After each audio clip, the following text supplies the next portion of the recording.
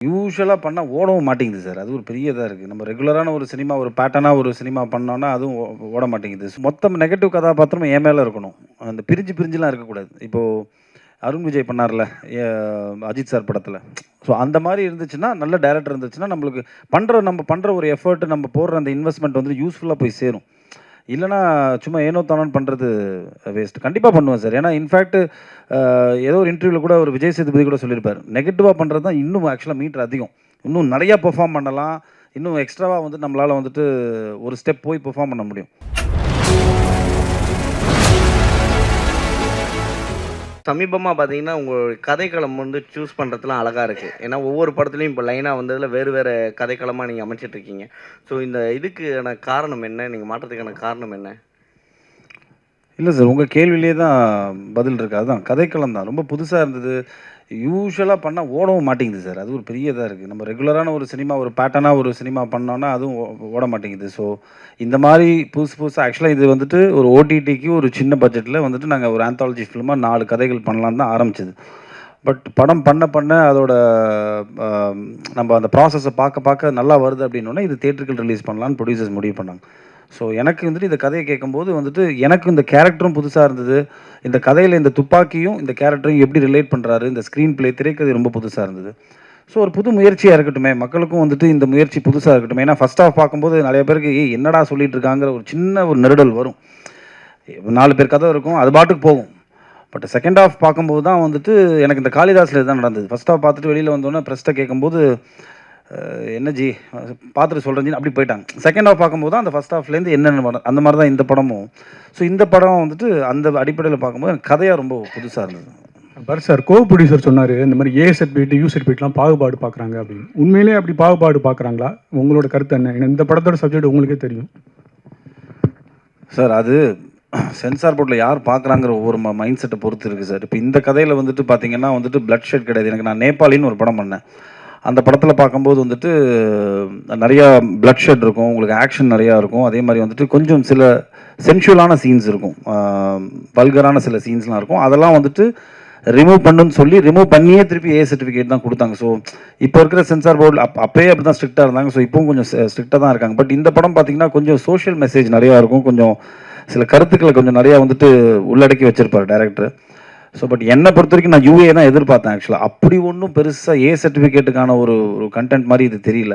But of course sensor போர்டோட அந்த அந்த mind செட்டை பொறுத்து தான் இருக்குது சார் இப்போது.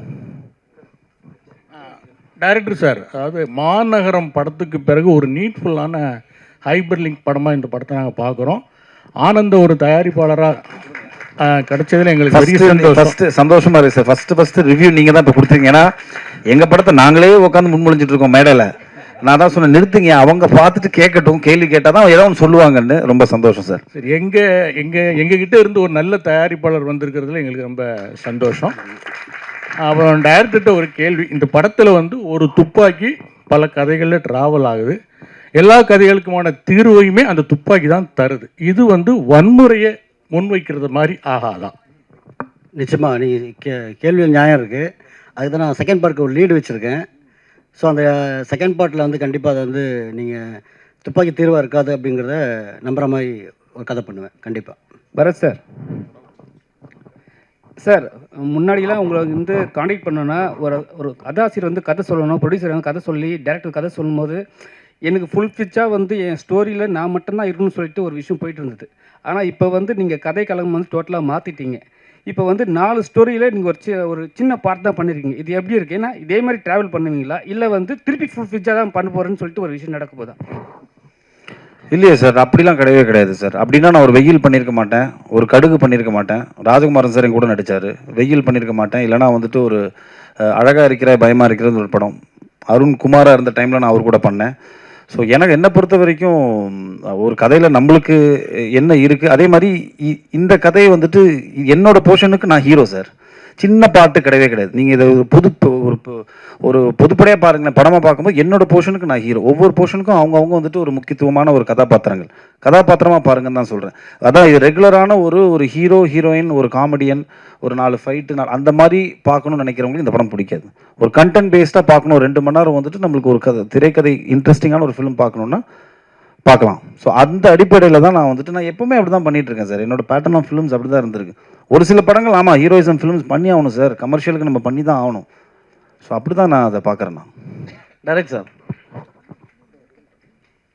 இது ஸ்டார்டிங் ஓப்பனிங்ல ஒரு இன்சிடென்ட் சொல்லியிருப்பீங்களே, அது ஆக்சுவலாக ஒரிஜினல் நடந்தது தானே? ஆமா, ஆனால் அது ஆமா. கேஸ் இதுவாயிருக்கு. ஆனால் நீங்கள் சொல்கிறது வந்து சினிமாட்டிக்காக நீங்கள் அந்த புல்லட் மட்டும் வெளியில் வந்துருச்சு அப்படின்றத மட்டும் நீங்கள் எடுத்திருக்கீங்கல்ல, ஆமா. அதை மையப்படுத்தி தானே எடுத்திருக்கீங்க. ஆமாம், அதை மையப்படி தான் எடுத்திருக்கேன். அதில் ரைஃபிள் இருக்கும். இதில் வந்து கதைக்காக நான் என்ன பண்ணேன், 9mm பிஸ்டலாக மாற்றிக்கிட்டேன். சரி, அஞ்சலி நாயர் கூட ஒரு கேரக்டர் ரெடி பண்ணியிருக்கீங்களா? அது அவங்ககிட்ட சொல்லும்போது அவங்க என்ன இது காமிச்சு உங்ககிட்ட ரியாக்ஷன் ஏதாவது இருந்தது அவங்க பேசும்போதே? ஏன்னா கதை அவ்வளோ போல்டாக இருக்கும் அதில். ஏன்னா அவங்க ஒரு ஹஸ்பண்டை தாண்டி இன்னொருத்தவங்க நம்மளை யூஸ் பண்ணுறாங்கன்றது தெரிய வரும்போது ரொம்ப இதுவாக இருக்கும்ல. ஸோ அது அவங்க எப்படி எடுத்துக்கிட்டாங்க நீங்கள் சொல்லும் போது கதையை? உடனே ஒத்துக்கிட்டாங்க கதை சொன்ன உடனே. இதுக்கு முன்னாடி ஒரு 2-3 ஆர்டிஸ்ட் சொன்னேன். அவங்க வந்து கொஞ்சம் பயந்துட்டாங்க. இது வேறு மாதிரி ஏதாவது வந்துடுமோ அப்படின்னு பயந்துட்டாங்க. அப்புறம் அஞ்சலிக்கிட்ட சொல்லும்போது பார்த்தீங்கன்னா, நான் வந்து வாட்ஸ்அப்பில் தான் சொன்னேன், வீடியோ காலில் தான் சொன்னேன். கதை கேட்டோன்னா கிளைமேக்ஸ் கேட்டோன்னா ஒத்துக்கிட்டாங்க, நான் பண்ணுறேன்னு சொன்னாங்க. அஞ்சலி மேடம், நீங்கள் நெடுநல் வாடகை வந்து அவ்வளோ ஹோம்லியாக நடிச்சிங்க. இது வந்து கதை சொல்ல வேண்டாம், அதிகமாக வன்முறை எடுத்தது நீங்கள் தான். இந்த இதை எப்படி பார்க்குறீங்க?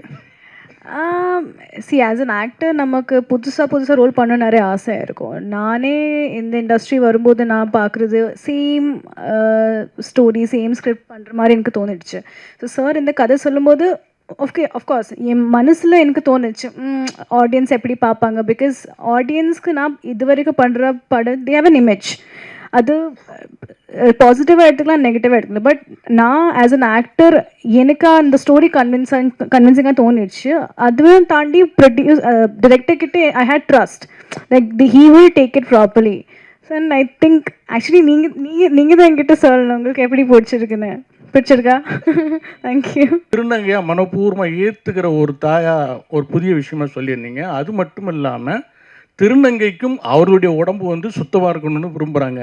குடும்பம் சொன்னால் அவங்களுக்குமே கர்ப்பம் இருக்குது அப்படிங்கிற ரீதியில் ரொம்ப புதிய விஷயம் சொல்லியிருக்கீங்க. இந்த நபர்களை நீங்கள் யாராவது சந்திச்சிருக்கீங்களா, இல்லை முழுக்க இது உங்களுடைய கற்பனையா? இல்லை இல்லை, கற்பனையாக இருக்குது. நம்ம படிக்கிறோம் இல்லைங்களா? ஸோ இதை சார்ந்த சில புத்தகங்கள் படிக்கும்போது அதன் வர தாக்கம் தான் எனக்கு. சார் நான் நிறைய இந்த திருநங்கைகள் நம்ம பார்க்கும்போது பார்த்திங்கன்னா, ரோட்டில் பிச்சை எடுக்கிற மாதிரியும் பாலியல் தொழில் பண்ணுற மாதிரியும் பார்த்துட்டே இருக்கும். ஸோ அவங்க வந்து அவங்களுக்கு இதை விட நிறைய படிக்கிறவங்க இருக்காங்க, ரைட்டர்ஸாக நிறைய பேர் இருக்காங்க. ஸோ அவங்களாம் நான் நிறைய மீட் பண்ணியிருக்கேன், அவங்களாம் பேசியிருக்கேன், பழகியிருக்கேன். ஸோ அந்த தாட் நமக்குள்ளே இருந்துகிட்டே இருக்கும். ஸோ வேறு மாதிரி எதாவது காட்டலாமே அப்படின்றதுக்காக தான் அவங்க வந்து எப்படி மாறுறாங்க அந்த பக்கமே நான் போகல.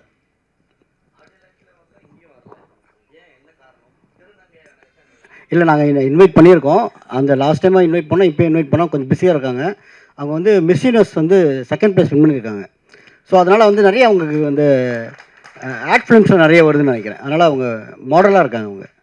சார் 4 கதைகளையும் ஒன்றோட ஒன்று இணைச்சிருக்கீங்க. அதே சமயத்தில் ஒவ்வொரு கதைக்கும் ஒரு முடிவு வச்சுருக்கீங்க. இந்த கதை வந்து கரெக்டாக சுவாரஸ்யமாக இருக்குமா அப்படின்னு எந்த நொடியில் நீங்கள் நினச்சிங்க? சார், ஒவ்வொரு கதையும் வந்து பண்ணும்போது பார்த்தீங்கன்னா சுவாரஸ்யமாக முதல்ல எனக்கு இருக்கணும். அந்த முடிவுக்கு நாம் ஒரு கதை பண்ணும்போது இது சுவாரஸ்யமாக எனக்கு இருந்தால் தான் நான் அந்த கதையை வந்து மற்றவங்களுக்கு சொல்லவே ஆரம்பிப்பேன். நான் எழுத மாட்டேன். முதல்ல வந்து எனக்குள்ளே ஒரு மைண்ட்குள்ளே ஒரு கதையை வந்து வடிவமைச்சிருவேன். அப்புறம் கேரக்டரை வடிவமைச்சிருவேன். அதுக்கப்புறம் தான் வந்து மற்றவங்ககிட்ட ஷேர் பண்ணுவேன். அப்போ அது சுவாரஸ்யம் வந்த அப்புறம் தான் நான் அவங்ககிட்ட ஷேரே பண்ணுவேன். அது சார் 20 நிமிஷம் வந்து இந்த படத்தோட ஃபுட்டேஜை வந்து எடிட் பண்ண வச்சுருக்காங்க. அதாவது பிளட்டுனால ஏதோ ஒரு காரணத்தினால பண்ணியிருக்காங்கன்னு சொல்கிறீங்க. அப்போ சின்ன படங்களை வந்து சென்சார் வந்து வஞ்சிக்குதா? சார், இது என்ன தான் கேட்டிங்களா? எனக்கு தானா? ஓகே சார், இது வந்து என்ன முதல் படம்ன்றதுனால எனக்கு அது தெரியல. நான் இப்போ அங்கே போனேன், உனக்கு யூஏ வேணுமா ஏ வேணுமான்னு கேட்டாங்க. ஸோ யூஏனா இவ்வளோ கட்டு இருக்குது, ஏனா இவ்வளோ கட்டு இருக்குனாங்க. யூஏயில் பார்த்தீங்கன்னா கண்டென்ட்டே வந்து அவங்க வந்து தூக்க சொல்கிறாங்க ஒரு கண்டென்ட்டையே. இப்போ அஞ்சலினோட போர்ஷன் பார்த்துருப்பீங்க, அதில் முக்கியமான போர்ஷன்லாம் வந்து கட் பண்ண சொல்கிறாங்க. ஸோ அப்படின்னா வந்து படம் பார்க்குற சுவாரஸ்யமே இருக்காது. ஸோ அதனால் வந்து ஏ கொடுத்தாலும் பரவாயில்ல, கண்டென்ட் தான் எனக்கு வேணும்னு சொல்லிட்டு நான் வாங்கியிருக்கோம். நான் ப்ரொடியூசர்கிட்ட டிஸ்கஸ் பண்ணேன். அவர் என்ன சொன்னார், ஸ்ட்ராங்காக சொன்னார், நீங்கள் வாங்க பரவாயில்ல பார்த்துக்கலாம் அப்படின்னு சொல்லிட்டு. நீங்கள் வந்து நிறைய நெகட்டிவ் ரோல் பண்ணியிருக்கீங்க, பட் அதுக்கு ஒரு ரீசன் இருக்கும். மேபி ஹீரோயின்காக ஏதாச்சும் ஒரு விஷயம் ரிவெஞ்ச் எடுக்கிற மாதிரி ஒரு சப்ஜெக்டாக இருக்கும். பட் இப்போ உள்ள உங்கள் கூட நடித்த சக நடிகர்கள் வந்து ஹீரோவாக இருந்தவங்க எல்லாருமே இப்போ மெயினாக முழுக்க நெகட்டிவ் வில்லனாகவே பண்ணுறதுக்கு இன்ட்ரெஸ்ட் காட்டுறாங்க. இன்கேஸ் ஃப்யூச்சரில் நீங்கள் அந்த மாதிரி பண்ணுறதுக்கு ஐடியா இருக்கா? கண்டிப்பாக பண்ணுவேன் சார். நான் பட் அந்த மொத்தம் நெகட்டிவ் கதாபாத்திரம் என் மேலே இருக்கணும். அந்த பிரிஞ்சுலாம் இருக்கக்கூடாது. இப்போது அருண் விஜய் பண்ணார்ல அஜித் சார் படத்தில். ஸோ அந்த மாதிரி இருந்துச்சுன்னா, நல்ல டைரக்டர் இருந்துச்சுன்னா, நம்மளுக்கு நம்ம பண்ணுற ஒரு எஃபர்ட், நம்ம போடுற அந்த இன்வெஸ்ட்மெண்ட் வந்து யூஸ்ஃபுல்லாக போய் சேரும். இல்லைனா சும்மா ஏனோ தானோன்னு பண்ணுறது வேஸ்ட். கண்டிப்பாக பண்ணுவேன் சார். ஏன்னா இன்ஃபேக்ட் ஏதோ ஒரு இன்டர்வியூவில் கூட ஒரு விஜய் சேதுபதி கூட சொல்லியிருப்பார், நெகட்டிவாக பண்ணுறது தான் இன்னும் ஆக்சுவலாக மீட்டர் அதிகம். இன்னும் நிறையா பெர்ஃபார்ம் பண்ணலாம், இன்னும் எக்ஸ்ட்ராவாக வந்து நம்மளால் வந்துட்டு ஒரு ஸ்டெப் போய் பெர்ஃபார்ம் பண்ண முடியும். ஸோ கண்டிப்பாக நான் பண்ணுவேன். துப்பாக்கி வச்சு இது எல்லாத்துக்குமே தீர்வுன்ற மாதிரி சொல்லியிருக்கீங்க. பட் இந்த கதையை டிசைன் பண்ணும்போது நீங்கள் வேறு ஒரு மல்டிபிள் ஐ மீன் ஒரு கிளைமேக்ஸும் யோசிச்சிருப்பீங்க இல்லையா? ஸோ அப்படி இருந்ததுன்னா இது நீங்கள் என்னவா யோசிச்சுருந்துருப்பீங்க? இந்த துப்பாக்கின்னு ஒன்று இல்லாமல் இது எல்லா பிரச்சனைக்கும் என்ன தீர்வாக, ஆல்டர்னேட்டிவாக என்ன கிளைமேக்ஸ் யோசிச்சிங்க? தெரியல, எனக்கு அந்த மாதிரி ஐடியாவே இல்லை. இப்போ நீங்கள் பார்ட் 2ல் வந்து கண்டிப்பாக வன்முறை வந்து தீர்வுன்றதை கண்டிப்பாக சொல்லுவேன். பரத் சார் கண்டிப்பாக வாய்ஸ் படத்தில் அறிமுகமானீங்க. அதே படத்தை தான் சித்தார்த் அறிமுகமானார். உங்கள் படமும் 13ஆம் தேதி ரிலீஸு, சித்தார்த் படமும் மிஸ் யூ ரிலீஸு. இந்த போட்டி எப்படி பார்க்குறீங்க? நான் என்ன சொல்லணும்னு நினைக்கிறீங்க? வாழ்த்துக்கள் நண்பா, அவ்வளோதான். சார் அவர் படமாக இருக்கட்டும், நம்ம படமாக இருக்கட்டும், நம்ம நல்ல படங்கள் ஓடட்டும் சார், அவ்வளோதான். வாழ்த்துக்கள். முதல்ல படக்குழுவிற்கு வாழ்த்துக்கள். ரொம்ப சிறப்பாக இருக்குது படம். இதில் இந்த தமிழ் குடி அப்படிங்கிற வார்த்தை 2 தடவை வருது. ரொம்ப ரசிப்பாக இருக்குது அந்த சீனு. அது மூலமாக சமூக நீதியை சொல்கிறீங்க போல இருக்கு. இயக்குனருக்கு தான் கேட்குறேன். கண்டிப்பாக நான் நீங்கள் உடனே கொடுத்துருவோம் மைக்கு, டோன்ட் வரி. இயக்குனர் இல்லை, அவர் அந்த பக்கம் இந்த பக்கம் பார்க்குறாரு, அதுக்காக சொன்னேன். அது ஆமாம், அது வந்து பார்த்தீங்கன்னா சீமான் தான் தமிழ் குடிம்பார். அப்போ அவரை மனசில் வச்சு தான் அந்த ஒரு இதுக்கு பதில் சொல்லியிருக்கிறீங்களா? இல்லை, அப்படியெல்லாம் ஒன்றும் இல்லை சார். நம்ம சமூகத்தில் நம்ம படிக்கிறது, பார்க்குறது, பேசுகிறது. ஸோ நான் எங்கள் ஃப்ரெண்ட்ஸ்குள்ளேயே நிறைய டிஸ்கஷன் இது சம்மந்தமாக நிறைய நடக்கும். ஸோ அதுதான் இது வந்து கதையில் வச்சேனே தவிர வேறு ஒன்றும் புதுசாலாம் ஒன்றும் இல்லை சார். படத்தில் வந்து பெரியார் புத்தகம், அம்பேத்கர் புத்தகம்லாம் காமிச்சிருந்தீங்க, மகிழ்ச்சி. அப்புறம் அதில் ஒரு கேள்வி, சமூக போராளியாக கனியா கேரக்டர் இருந்துச்சு, அதை பற்றி ஒரு முழுமை இல்லையே, ஏன் அடுத்த பார்ட்டில் இருக்கா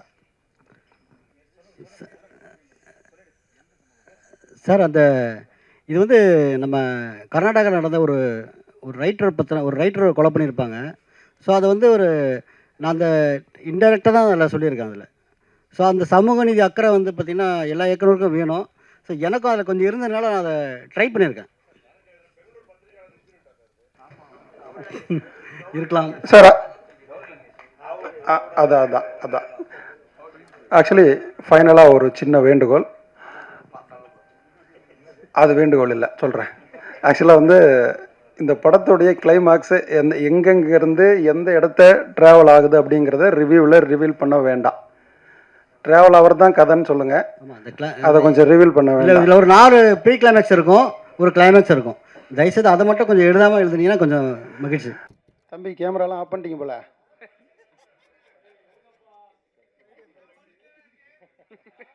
லைட்டு எரியலையே தம்பி. தம்பி ஓகேவா?